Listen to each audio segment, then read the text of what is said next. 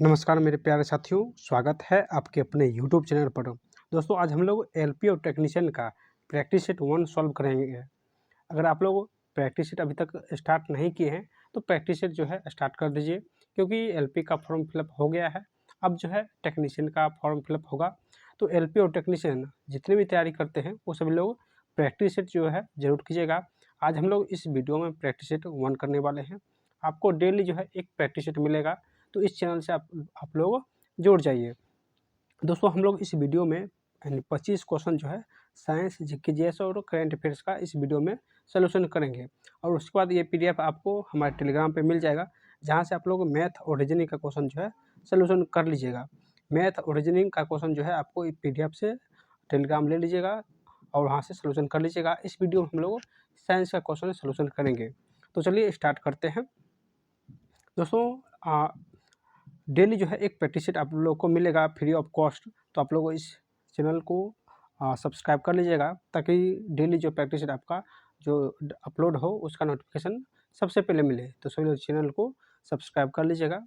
चलिए हम लोग क्वेश्चन सॉल्यूशन करेंगे साइंस का और जीके जीएस का। चलिए देखिए, प्रथम क्वेश्चन है साइंस का। प्रथम क्वेश्चन पूछा गया कि सुपरसोनिक विमान किसको हानि पहुंचाता है। सुपरसोनिक जो विमान है ये किसको हानि पहुंचाता है। तो दोस्तों इसका आंसर क्या हो जाएगा। आप लोग हर क्वेश्चन के लिए आप लोग को 2 सेकंड दिया जाएगा। आप लोग जरूर इसका आंसर दीजिएगा और कमेंट में बताइएगा कि आप लोग 25 में कितना नंबर लाए हैं, यानी 25 में कितना स्कोर आप किए हैं। आप लोग कमेंट में ज़रूर बताइएगा। प्रथम क्वेश्चन है कि सुपरसोनिक विमान जो है किसको हानि पहुँचाता है। तो दोस्तों ये सुपरसोनिक जो विमान होता है ये सबसे अधिक ऊंचाई पर उड़ने वाली विमान होता है, और ये दोस्तों ओजोन मंडल को हानि पहुंचाता है। तो इसका आंसर ऑप्शन नंबर डी हो जाएगा, यानी ये ओजोन मंडल को हानि पहुंचाता है। जबकि ओजोन का फॉर्मूला होता है O3। ओजोन का फॉर्मूला होता है O3। नेक्स्ट क्वेश्चन देखेंगे कि कौन सी राशि जो है वो सदिश राशि है, कौन सदिश राशि का उदाहरण है। तो सदिश राशि का परिभाषा क्या होता है दोस्तों। तो जिसका परिमाण और दिशा दोनों समान हो, जिसका परिमाण और दिशा दोनों समान हो उसे सदिश राशि कहते हैं। तो यहाँ पे हो जाएगा दोस्तों, विस्थापन भी सदिश राशि है, वेग भी सदिश राशि है, त्वरण भी सदिश राशि है। जिस राशि में वो लगा हो वह सभी सदिश राशि होता है, सिर्फ 1-2 छोड़ के। जैसे विद्युत धारा जो है अदिश राशि है, लेकिन विद्युत तीव्रता जो है वो सदिश राशि है। विद्युत धारा पूछे तो अदिश राशि हो जाएगा, और विद्युत तीव्रता पूछे तो सदिश राशि हो जाएगा। तो इस प्रकार जो है इसका आंसर ऑप्शन नंबर डी हो जाएगा, यानी ये सभी जो है वो सदिश राशि का उदाहरण है। चलिए अगला क्वेश्चन है कि किसी वस्तु का संवेग क्या होता है। जल्दी से इसका आंसर आप लोग दीजिए। और दोस्तों अगर आप लोग पहली बार इस चैनल पर आए हैं तो इस वीडियो को एक लाइक कर दीजिएगा, और नहीं तो चैनल को सब्सक्राइब कर लीजिएगा, ताकि हर वीडियो का नोटिफिकेशन आपको सबसे पहले मिले। तो सभी लोग चैनल को सब्सक्राइब कर लीजिएगा। चलिए इसका आंसर जल्दी से दीजिए। क्या किसी वस्तु का संवेग क्या होता है। तो संवेग का फॉर्मूला होता है दोस्तों द्रव्यमान गुने वेग, यानी संवेग का फॉर्मूला होता है P बराबर m गुने भी, द्रव्यमान गुने वेग होता है। तो यहाँ पे किस ऑप्शन में दिया गया है। तो ऑप्शन नंबर जो है सी में दिया गया है कि द्रव्यमान गुने वेग होता है, यानी संवेग का फॉर्मूला द्रव्यमान गुने वेग होता है। चलिए अगला क्वेश्चन देखते हैं। कर रहा है कि वार्नियर का अल्पमांक की व्याख्या कीजिए। वार्नियर की अल्पमांक की व्याख्या कीजिए। तो इसका आंसर क्या हो जाएगा। चलिए छोटा इसको कर लेते हैं। वार्नियर की अल्पमांक की जो है व्याख्या कीजिए। तो इसका आंसर हो जाएगा ऑप्शन नंबर सी, यानी मुख्य पैमाने के एक खाने का मान और वार्नियर की कुल खाने की संख्या का अनुपात होता है। तो इसका आंसर ऑप्शन नंबर सी हो जाएगा। चलिए अगला क्वेश्चन देखते हैं। अगला क्वेश्चन है कि भारत के लिए अत्यंत उपयुक्त और पारंपरिक ऊर्जा स्रोत क्या है। भारत के लिए अत्यंत उपयुक्त और पारंपरिक ऊर्जा स्रोत क्या है। और पारंपरिक मतलब कभी ऊर्जा खत्म होने वाला नहीं। तो दोस्तों जो कभी ऊर्जा खत्म नहीं होगा वो क्या होता है, तो वो सौर ऊर्जा होता है। और भारत में जो है वो 365 में से 300 दिन जो है दोस्तों भारत में गर्मी का दिन होता है। तो इसका आंसर हो जाएगा, नहीं सबसे ज़्यादा जो ऊर्जा प्राप्त करते हैं भारत में वो सौर ऊर्जा से प्राप्त करते हैं। तो इसका आंसर ऑप्शन नंबर ए हो जाएगा, नहीं ये जो है सौर ऊर्जा जो है एक पारंपरिक ऊर्जा है। और भारत में जो है अधिकतम गर्मी होता है, तो यहाँ के जो लोग हैं वो सौर ऊर्जा से अधिकतम ऊर्जा प्राप्त करते हैं। यानी ऑप्शन नंबर इसका ए जो है करेक्ट आंसर हो जाएगा। चलिए अगला क्वेश्चन देखते हैं। जब कोई तरंग एक स्थान से दूसरे स्थान तक जाती है तो वह परिवहन करती है। जब कोई तरंग एक स्थान से दूसरे स्थान तक जाती है तो वह परिवहन करती है पदार्थ को, ऊर्जा को, द्रव्यमान को, कुछ नहीं। तो तरंग में क्या होता है दोस्तों? तो तरंग में ऊर्जा होता है, ना कि पदार्थ होता है। तो इसका आंसर हो जाएगा यानी तरंग में ऊर्जा होती है जो एक स्थान से दूसरे स्थान तक परिवहन करती है। इसका आंसर ऑप्शन बी हो जाएगा। चलिए अगला क्वेश्चन है कि किसकी वेधन क्षमता सबसे अधिक होता है? किसकी वेधन क्षमता सबसे अधिक होता है? अल्फा किरण, बीटा किरण, गामा किरण, न्यूट्रॉन। दोस्तों न्यूट्रॉन की खोज किसने किया था? जेम्स चेडविक ने। और यहाँ पे करा किसका वेधन क्षमता सबसे अधिक होता है? तो इसका आंसर हो जाएगा नहीं गामा किरण। गामा किरण की वेधन क्षमता सबसे अधिक हो जाएगा। जबकि गामा किरण की खोज 1900 ईस्वी में यानी पॉल बिलॉट ने किया था। किसने? पॉल बिलॉट ने किया था। जबकि 1903 ईस्वी में रदरफोर्ड ने इसका नाम गामा किरण रखा था। तो इसको भी आप लोग ध्यान रखिएगा कि 1900 में पॉल बिलॉट ने गामा किरण की खोज किया, जबकि 1903 में रदरफोर्ड ने इसका नाम गामा किरण दिया था। नेक्स्ट क्वेश्चन देखते हैं। देखिए नेक्स्ट क्वेश्चन है कि हमारे संविधान की प्रस्तावना में कोई उल्लेख नहीं है। यानी किसका कोई उल्लेख नहीं है? हमारे संविधान की प्रस्तावना में किसका कोई उल्लेख नहीं है? न्याय का उल्लेख नहीं है, भातृत्व का उल्लेख नहीं है, प्रतिष्ठान की समानता का उल्लेख नहीं है, वयस्क मताधिकार का कोई उल्लेख नहीं है। तो प्रस्तावना, यहाँ पे प्रस्तावना पूछा है, ना कि संविधान में दिया गया है। तो प्रस्तावना में जो है वो वयस्क मताधिकार का जो है कोई उल्लेख नहीं है। तो इसका आंसर ऑप्शन नंबर डी हो जाएगा। यानी प्रस्तावना में वयस्क मताधिकार का कोई उल्लेख नहीं है। ऑप्शन डी इसका करेक्ट आंसर हो जाएगा। चलिए अगला क्वेश्चन देखते हैं। लोकतांत्रिक समाजवाद की विधियां है। लोकतांत्रिक समाजवाद की विधियां है। तो इसका आंसर क्या हो जाएगा? क्रांति, आम हड़ताल, तोड़फोड़, समझाना और प्रचार करना। तो इसका आंसर हो जाएगा नहीं लोकतांत्रिक समाजवाद का अर्थ होता है समझाना और प्रचार करना। ऑप्शन नंबर इसका डी करेक्ट हो जाएगा। चलिए नेक्स्ट है कि प्रति व्यक्ति आय बराबर होती है। प्रति व्यक्ति आय बराबर होती है। तो हम सभी लोग जानते हैं दोस्तों प्रति व्यक्ति आय कैसे निकालते हैं। तो कुल आय यानी कुल आय जैसे कुल जनसंख्या से भाग देंगे। तो कुल जनसंख्या से भाग देंगे, कुल यहाँ पे आय इनकम दे दीजिए और यहाँ पे जनसंख्या से भाग देंगे तो हमारा जो है यानी प्रति व्यक्ति आय निकल जाएगा। तो इस किस ऑप्शन में दिया गया है? देखिए राष्ट्रीय आय बट्टे देश की कुल जनसंख्या, यानी कुल आय में कुल जनसंख्या से भाग देंगे तो प्रति व्यक्ति आय निकल जाएगा। तो इस प्रकार जो है इसका आंसर ऑप्शन नंबर ए हो जाएगा। अगला क्वेश्चन है कि किसी देश के अनुकूल व्यापार शेष का आशय है। किसी देश के अनुकूल व्यापार शेष का आशय है, यानी किस इसका ऑप्शन क्या हो जाएगा? तो निर्यात की अपेक्षा आयात अधिक होती है। यानी किसी देश की जो अनुकूल व्यापार होता है वो निर्यात की अपेक्षा आयात अधिक होती है। तो इसका option number A correct answer हो जाएगा। चलिए अगला क्वेश्चन है कि घास का सबसे ऊंचा और सबसे मोटा प्रकार। घास का सबसे ऊंचा और सबसे मोटा प्रकार क्या है? अल्फाल्फा है, यानी अल्फाल्फा, चारा, बांस, लाइकेन। तो हम सभी लोग जानते हैं जो सबसे तेजी से बढ़ने वाला घास कौन है? तो सबसे तेजी से बढ़ने वाला घास बांस है। दोस्तों ये सबसे तेजी से बढ़ता है और सबसे ऊंचा भी है और सबसे मोटा भी है। और ये बांस जो है ये घास की श्रेणी में आता है। बांस जो है वो घास की श्रेणी में आता है। तो इसका आंसर ऑप्शन नंबर सी हो जाएगा। मरुस्थलीकरण को रोका जा सकता है। मरुस्थलीकरण को रोका जा सकता है। तो इसका आंसर हो जाएगा दोस्तों ये रक्षक मेख लाए बनाकर जो है वो मरुस्थल को रोक सकते हैं। ये ऑप्शन नंबर इसका डी हो जाएगा। रक्षक मेखलाएँ बनाकर जो है मरुस्थल को रोक सकते हैं। नेक्स्ट है कि देवी माता की पूजा संबंधित थी। देवी माता की पूजा जो है वो किस सभ्यता में संबंधित थी? तो इसका आंसर क्या हो जाएगा? चलिए ऑप्शन देखते हैं। ऑप्शन है आर्य सभ्यता की, भूमध्यसागरीय सभ्यता की, सिंधु घाटी सभ्यता की, उत्तर वैदिक सभ्यता की। तो देवी माता की यानी देवी की जो पूजा करते थे दोस्तों वो सिंधु घाटी सभ्यता में यानी मात्र सतात्मक था। तो और वहाँ देवी की पूजा करते थे। तो इसका आंसर ऑप्शन नंबर सी हो जाएगा, यानी सिंधु घाटी सभ्यता। नेक्स्ट है कि अलेक्जेंडर यानी सिकंदर जो था, सिकंदर और पोरस की लड़ाई जो है किस नदी पर हुआ था? सिकंदर और पोरस जो है, पोरस की लड़ाई जो है किस नदी पर हुआ था? तो इसका आंसर क्या हो जाएगा?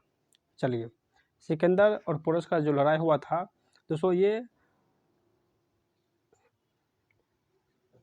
कह रहा है कहाँ लड़ी थी। हाँ, तो ये हाइडेस्पिस का युद्ध भी कहते हैं, और ये हाइडेस्पिस नामक नदी था, लेकिन अब उसे झेलम नदी कहते हैं। तो ये दोनों ऑप्शन हो जाएगा, यानी हाइडेस्पिस जो था उसे पहले कहते थे, अब इसे झेलम नदी कहते हैं। और सिकंदर जो है, सिकंदर का सेना था, वो किस नदी को पार करने से रुक गया था? तो ब्यास नदी को देखकर जो है वहाँ से वो घुर गया था। यहाँ पे क्वेश्चन है कि अलेक्जेंडर और पोरस ने लड़ाई लड़ी थी, तो हाइडेस्पस यानी हाइडेस्पस नामक स्थान पर लड़ा था। ऑप्शन इसका यहाँ पे स्थान पूछा है, तो हाइडेस्पस हो जाएगा, और नदी पूछेगा तो झेलम नदी हो जाएगा। तो इसका आंसर ऑप्शन नंबर ए हो जाएगा, क्योंकि स्थान पूछ रहा है, यानी हाइडेस्पस हो जाएगा। नेक्स्ट क्वेश्चन है कि हल्दी घाटी की लड़ाई किनके बीच लड़ी गई थी? हल्दी घाटी की लड़ाई कब हुआ था? तो 18 जून 1576 ईस्वी को हल्दी घाटी का लड़ाई हुआ था, और कह रहा किसके बीच हुआ था? तो दोस्तों ये हो जाएगा, हल्दी घाटी का जो लड़ाई हुआ था ये अकबर और महाराणा प्रताप सिंह के साथ हुआ था। तो इसका आंसर ऑप्शन नंबर सी हो जाएगा, अकबर और महाराणा प्रताप के साथ हुआ था 1576 ईस्वी में। चलिए, अगला क्वेश्चन है कि पक्षियों को उड़ने से रोकने की प्रक्रिया कहलाती है? पक्षियों को उड़ने से रोकने की प्रक्रिया क्या कहलाती है? ब्रेलिंग, डिबिंग, डबिंग, पैकिंग। तो उड़ने से यानी पक्षी के पंख में जो है कुछ जो हम लोग कुछ बांध देते हैं, जैसे रस्सी से या कुछ किसी भी प्रकार से बांध देते हैं, तो ब्रेलिंग कहलाता है। यानी पक्षियों के पंख में हम लोग अगर बांध देते हैं और उड़ नहीं पाती है, तो उसे ही ब्रेलिंग कहते हैं। तो इसका आंसर ऑप्शन नंबर ए हो जाएगा, ना कि ये कोई औजार है। मतलब पक्षी को पंख बांध देते हैं, उसी को ब्रेलिंग कहते हैं, ताकि वो उड़ नहीं सके। ये कुछ समय के लिए करते हैं। तो इसका आंसर ऑप्शन नंबर ए हो जाएगा, यानी पक्षी को उड़ने से रोकने के लिए ब्रेलिंग करते हैं, यानी बांध देते हैं। नेक्स्ट है कि सेकंड के लोलक की कालावधि क्या होती है? सेकंड के लोलक की कालावधि क्या होती है? 1 सेकंड, 2 सेकंड, 0.5 सेकंड या 1.5 सेकंड। तो सेकंड के लोलक की कालावधि जो होता है, हम सभी लोग जानते हैं दोस्तों, ये 2 सेकंड होता है। ऑप्शन नंबर इसका बी करेक्ट हो जाएगा। नेक्स्ट कि ठंडे देशों में शीतकाल में झील जम जाती है, तो नीचे पानी जो है रहता है। ठंडे देशों में जो झील जम जाती है, तो नीचे जो पानी रहता है कितने डिग्री सेल्सियस पर? तो इसका आंसर हो जाएगा, ठंडे देशों में जहाँ पे पानी जम जाता है, पानी के नीचे जो झील के नीचे जो पानी रहता है वो 4 डिग्री सेल्सियस रहता है, यानी तापमान उसका 4 डिग्री सेल्सियस रहता है। अगर आपसे पूछे कि कितने डिग्री सेल्सियस पर जो है पानी का घनत्व अधिकतम होता है, घनत्व पूछे तो 4 डिग्री सेल्सियस हो जाएगा। अगर आयतन पूछे यानी कितने डिग्री सेल्सियस पर जो है वो आयतन अधिक होता है, अगर आयतन पूछे तो 0 डिग्री सेल्सियस हो जाएगा। घनत्व पूछे तो 4 डिग्री सेल्सियस, और आयतन पूछे तो 0 डिग्री सेल्सियस हो जाएगा। इस दोनों बात को आप लोग ध्यान रखिएगा, क्योंकि ये दोनों क्वेश्चन जो है बार बार एग्जाम में पूछा जाता है। चलिए, अगला क्वेश्चन देखते हैं।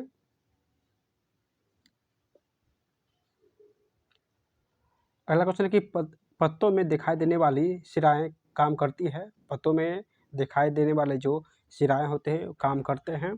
तो इसका आंसर क्या हो जाएगा? यानी प्रकाश संश्लेषण का काम करता है, वाष्प सर्जन का काम करता है, भंडारण का काम करता है, और संवहन का काम करता है। दोस्तों, हम लोग में नस होता है जो कि खून के द्वारा जो है ऑक्सीजन आदान प्रदान होता है, लेकिन पत्तों में जो होता है वो संवहन के द्वारा जो है, यानी शिराएँ होती है जो, और ये संवहन के द्वारा काम करती है। तो इसका आंसर यानी मनुष्य की नस और पत्तों की शिराएँ दोनों एक ही काम करती है। तो इसका आंसर हो जाएगा यानी संवहन करना। ऑप्शन इसका डी करेक्ट हो जाएगा। नेक्स्ट क्वेश्चन है कि बंद गोभी का खाद्य अंश होता है? बंद गोभी का खाद्य अंश होता है, फल होता है, संघनित पुष्प होता है, कायिक कलिका होती है, या पुष्प समूह होती है? तो दोस्तों, बंद गोभी जो होता है ये तना और पुष्प दोनों होता है। तो इसका आंसर ऑप्शन नंबर सी हो जाएगा, यानी कायिक कलिका होती है। ऑप्शन इसका सी करेक्ट हो जाएगा, कायिक कलिका। चलिए, अगला क्वेश्चन देखते हैं कि दीर्घ दृष्टि वाले व्यक्ति के लिए निकट बिंदु होती है। दीर्घ दृष्टि वाले व्यक्ति के लिए निकट बिंदु होती है। तो हम सभी लोग जानते हैं कि दीर्घ दृष्टि दोष को किस प्रकार दूर करते हैं, तो हाइपरमेट्रोपिया से, यानी हाइपरमेट्रोपिया से दूर करते हैं। और दीर्घ दृष्टि दोष का जो परिभाषा होता है, मतलब कि दूर की वस्तु को देख सकते हैं लेकिन निकट की वस्तु को नहीं देख सकते हैं, उसे दीर्घ दृष्टि यानी दूर दृष्टि दोष भी कहते हैं। यहाँ पे पूछ रहा है कि दीर्घ दृष्टि वाले व्यक्ति के लिए न्यूनतम बिंदु कितना होता है। तो इसका आंसर हो जाएगा दोस्तों ये 25 सेंटीमीटर से अधिक। 25 सेंटीमीटर से अधिक मतलब दूर को देख सकता है लेकिन 25 सेंटीमीटर से कम को नहीं देख सकता है, यानी ऑप्शन नंबर इसका एक करेक्ट हो जाएगा। चलिए अगला है कि असेंबली भाषा में प्रयुक्त संकेत। असेंबली भाषा में प्रयुक्त संकेत कौन सा है। तो इसका हो जाएगा आंसर, इसका आंसर ऑप्शन नंबर बी हो जाएगा, यानी मनेमोनिस हो जाएगा ऑप्शन नंबर बी। चलिए अगला क्वेश्चन है कि HTML में नोशेड प्रतीक होता है। HTML में नोशेड जो है ये किसका प्रतीक है। तो इसका आंसर हो जाएगा दोस्तों ये रेखा को गहरे धूसर रंग में प्रदर्शित करता है। रेखा को गहरे धूसर रंग में प्रदर्शित करता है। नेक्स्ट क्वेश्चन है कि लोहे की रेली के टूटे हुए टुकड़ों और मशीन के भागों की वेल्डिंग में निम्न से किसका प्रयोग करता है। यानी लोहे की रेली के टूटे हुए टुकड़ों और मशीन के भागों को वेल्डिंग करने के लिए किसका प्रयोग करते हैं। तो इसका आंसर हो जाएगा दोस्तों ये एल्युमिनियम पाउडर का प्रयोग करते हैं। यानी वेल्डिंग करने के लिए एल्युमिनियम पाउडर का प्रयोग करते हैं। नेक्स्ट है कि भारत में जैव मंडलों के आरक्षित स्थलों की कुल संख्या कितनी है। भारत में जैव मंडल के आरक्षित स्थलों की कुल संख्या कितनी है। तो दोस्तों इसका आंसर हो जाएगा, यानी टोटल जो है आरक्षित स्थल है वो 18 है, यानी ऑप्शन इसका बी करेक्ट हो जाएगा। नेक्स्ट है कि जल के BOD मान बताते हैं। जल का जो BOD मान होता है ये क्या बताता है। तो इसका आंसर हो जाएगा, यानी जल में कितना जो है प्रदूषण है ये बताता है BOD। तो हम इसका आंसर देखेंगे, तो इसका आंसर हो जाएगा दोस्तों ये ऑप्शन नंबर बी, यानी जैव रासायनिक ऑक्सीकरण के लिए प्रयुक्त ऑक्सीजन की मात्रा। जल में ऑक्सीजन की मात्रा से ही जल का प्रदूषण पता चलता है। तो इसका आंसर ऑप्शन नंबर बी हो जाएगा कि जैव रासायनिक ऑक्सीकरण के लिए प्रयुक्त ऑक्सीजन की मात्रा जो है ये BOD बताता है। नेक्स्ट है कि जवाहर रोजगार योजना का उद्देश्य क्या है। जवाहर रोजगार योजना का उद्देश्य क्या है। तो जवाहर रोजगार योजना कब शुरू हुआ था। तो जवाहर रोजगार योजना 1989 में शुरू हुआ था और इसका उद्देश्य क्या था कि ग्रामीण क्षेत्रों में युवाओं को रोजगार उपलब्ध कराना। ये बिल्कुल सही है। बेरोजगार व्यक्तियों के लिए रोजगार के अवसर पैदा करना, तो ये भी बिल्कुल सही है। ग्रामीण आर्थिक और सामाजिक संरचना को यानी सुदृढ़ करना, तो ये भी सही है, यानी इसका सारे ऑप्शन सही है। ऑप्शन इसका डी करेक्ट हो जाएगा, यानी उपयुक्त सभी। नेक्स्ट है कि सूरत किस नदी के किनारे स्थित है। सूरत किस नदी के किनारे स्थित है। तो इसका आंसर क्या हो जाएगा, हम सभी लोग जानते हैं दोस्तों ये सूरत कहाँ है, तो गुजरात में है और ये गुजरात का दूसरी सबसे बड़ी नगरी है, दूसरी सबसे बड़ी नगर है और ये सूरत जो है ये ताप्ती नदी पर स्थित है। तो इसका आंसर ऑप्शन नंबर ए हो जाएगा ताप्ती। चलिए अगला क्वेश्चन देखते हैं। भारत में सबसे घनी आबादी वाला राज्य कौन सा है। भारत में सबसे घनी आबादी वाला राज्य, यहाँ पे राज्य पूछा है, तो सबसे बड़ा जो जनसंख्या जहाँ पे सबसे अधिक है वो कौन सा हो जाएगा, यानी प्रति क्षेत्रफल में सबसे अधिक जनसंख्या कहाँ है, तो ये बिहार में है। यानी प्रति क्षेत्रफल में सबसे अधिक जो जनसंख्या है वो बिहार में है। प्रति किलोमीटर 1106 व्यक्ति है। प्रति किलोमीटर जो है बिहार में 1106 व्यक्ति है और सबसे अधिक घनी आबादी वाला राज्य है बिहार। तो इसका आंसर ऑप्शन नंबर बी हो जाएगा। नौटंकी जो है किस राज्य का लोक नृत्य है। तो नौटंकी दोस्तों हम सभी लोग जानते हैं, ये नौटंकी जो है ये उत्तर प्रदेश का लोक नृत्य है। तो इसका आंसर ऑप्शन नंबर बी हो जाएगा, उत्तर प्रदेश, यानी बी इसका करेक्ट आंसर हो जाएगा। नेक्स्ट है कि गुरु गोपीनाथ प्रतिपादक थे। गुरु गोपीनाथ जो है ये प्रतिपादक थे किस नृत्य के। तो दोस्तों ये गुरु गोपीनाथ जो है ये महिला थी और ये दोस्तों कथकली नृत्य करते थे। कथकली नृत्य करती है। कथकली वैसे तो पुरुष करते हैं लेकिन प्रथम महिला थी जो कथकली नृत्य की थी। तो इसका आंसर ऑप्शन बी हो जाएगा, यानी कथकली नृत्य से संबंधित थे, जबकि कथकली नृत्य जो है वो पुरुष पहले करते थे। लेकिन पहली महिला जो है गोपीनाथ ही है जो कथकली नृत्य की थी। तो इसका आंसर ऑप्शन नंबर बी हो जाएगा। तो दोस्तों ये सेशन आपको कैसा लगा? अगर आप लोग चाहते हैं कि डेली एक सेट जो है अपलोड हो, तो आप लोग अपनी राय जो है कमेंट में ज़रूर दीजिएगा और इस वीडियो को अधिक से अधिक शेयर कीजिएगा, ताकि आप लोग का सपोर्ट मिले और हम जो है डेली सेशन इस जो है जारी रखें। तो आप लोग इस वीडियो को अधिक से अधिक शेयर कीजिएगा। कम से कम जो है इस वीडियो का जो है आप लोग 2000 व्यू, अगर 2000 व्यू हो जाता है तो हर दिन आपको एक वीडियो मिलेगा। तो आप लोग इस वीडियो को अधिक से अधिक शेयर कीजिएगा। अपने व्हाट्सअप टेलीग्राम ग्रुप में एक बार शेयर कर दीजिएगा और नए साथी हैं तो सब लोग चैनल को सब्सक्राइब कर लीजिएगा। इसका अगर फुल PDF चाहिए मैथ रीजनिंग बनाने के लिए, तो आप हमारे टेलीग्राम जो है ज्वाइन कर सकते हैं, जहाँ से इसका फुल PDF प्राप्त कर सकते हैं। टेलीग्राम नीचे मिल जाएगा, या आप लोग टेलीग्राम में जाके NKYGK मास्टर सर्च कीजिएगा, वहाँ से आप लोग ज्वाइन कर लीजिएगा और वहाँ से आप लोग इस बुक का PDF प्राप्त कर सकते हैं। मिलते हैं दोस्तों नेक्स्ट वीडियो में, तब तक बाय।